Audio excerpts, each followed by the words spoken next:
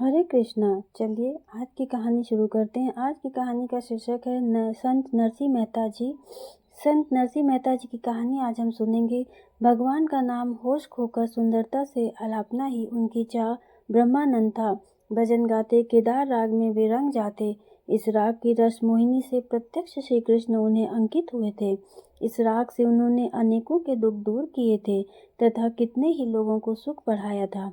राग के स्वरों से सर्पदंश हुए एक हरिजन बालक के प्राण वापस आ गए थे। एक बार एक भला गृहस्थ ब्राह्मण नरसी के पास आया। बेटी की शादी हेतु धन कहाँ से लाया जाए, यह चिंता उसे सता रही थी। नरसी की महती उसने खूब सुन रखी थी। वह इस भक्त श्रेष्ठ की शरण में आया। नरसी ने उससे पूछा कि तुम्हें कितना धन चाहिए। ब्राह्मण ने बहुत डरते डरते उत्तर दिया, 500 रुपये। वे दोनों साहूकार के घर गए। लोभी तथा चाणक्य साहूकार को नरसी के भक्ति वैभव सब कुछ मालूम था। उनके केदार की कीर्ति उसने भी सुन रखी थी। उसने कहा, पैसे देता हूँ, किंतु धरोहर में क्या रखोगे? साहूकार ने एक मार्ग सुझाया, तुम्हारा केदार राग धरोहर रखो, उसके बदले मैं पैसा दे दूंगा। संत नरसिंह मेहता के पास वही एक मूल्यवान चीज थी।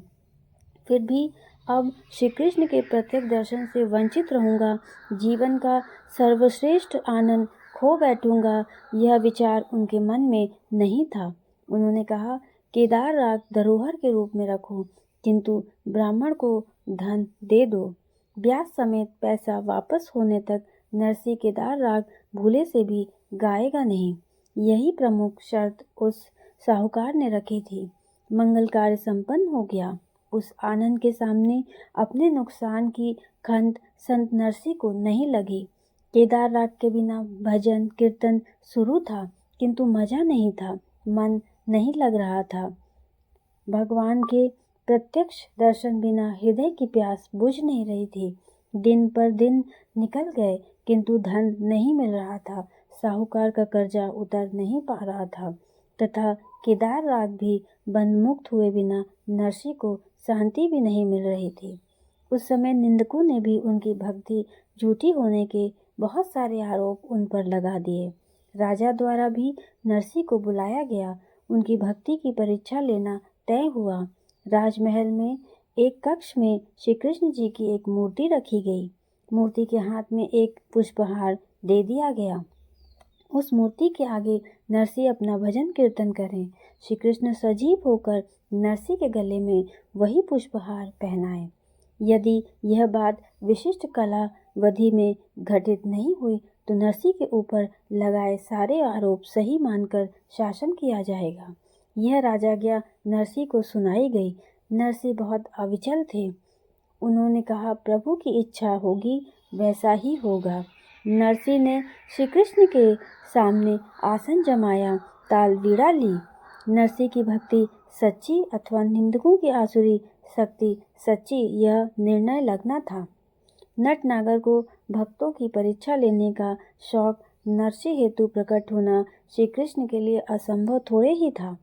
केदार राग अलापे बिना श्री कृष्ण श्री हरि अपनी जग हंसे न हिले। क्या संत नरसिंह मेहता की साधना भक्ति इतनी लूली लंगड़ी दुबली थी? समय आगे आगे जा रहा था। बीच रात का समय था। नरसी की कसौटी का क्षण दूर नहीं था। विद्वकों की आशाएं जागृत हुईं। उसी समय नगरी में एक चमत्कार हुआ। साहूकार के दरवाजे पर हल्की सी थपकी हुई। नरसिंह मेहता की आवाज उसे सुनाई दी, कृपा करके दरवाजा खोलिए। साहूकार ने उनका स्वागत किया। नरसिंह ने ब्याज एवं मूल रखा तथा कहा, पैसे वापस करने में देर हुई, क्षमा करना। केदार राग मुक्त हुआ, ऐसी रसीद दे दो। साहूकार ने पैसे लिए तथा करार पत्र निकाला। पैसा पहुंचने के हस्ताक्षर कर कागज नरसिंह जी को दे दिया गया। इधर भजन करते करते संत नरसिंह मेहता ने ऐसे ही आंख खोलकर कृष्ण मूर्ति की तरफ देखा। उतने में ही एक कागज हल्के से उनके सामने आ पड़ा। ब्याज मूल पहुंचने का साहूकार का हस्ताक्षर किया हुआ वह करार पत्र देखकर नरसिंह जी अचंभित हो गए।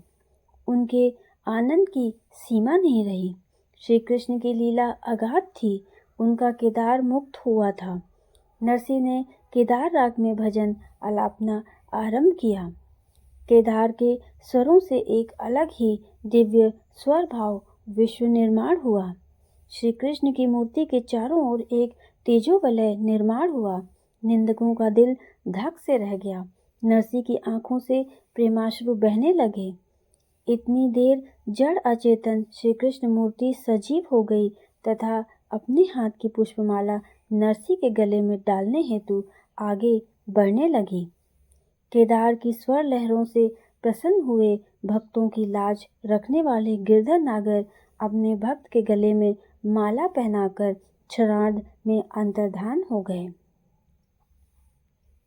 तो यहीं पर हमारी कहानी समाप्त होती है और मैं आशा करती हूँ कि आपको ये कहानी अच्छी लगी होगी। अगर आपको ये कहानी अच्छी लगी तो हमारे चैनल को लाइक करें, शेयर करें, सब्सक्राइब करें और कमेंट बॉक्स में ज़रूर बताएं कि आगे आप और कौन कौन सी कहानियाँ सुनना चाहते हैं।